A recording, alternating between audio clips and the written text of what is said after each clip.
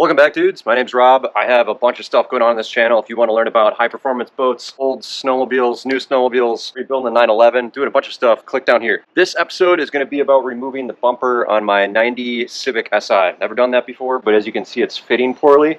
Kind of got a gap here. So we're going to take it off and see what we can find out. First step, you want to take off these two screws right here in the rear fender well.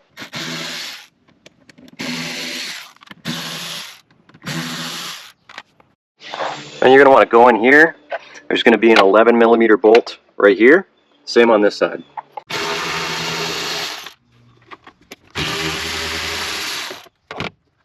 So this is a pretty unmolested 90 Si, and it has these plastic covers that hide the lower bumper nut, and you need to take those off with a Phillips.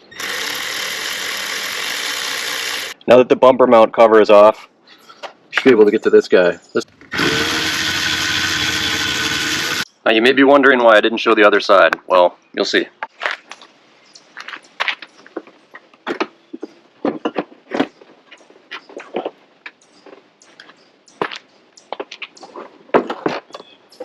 So I found what was wrong. My bumper support was completely rotted out. Now this car is pretty not rusty, it's pretty clean, but it looked like there was a mouse nest made in here, and that just created a ton of moisture. Super gross. The last thing you need to do to remove your bumper is you have to take off the license plate wiring. There's a couple plugs and a couple clips.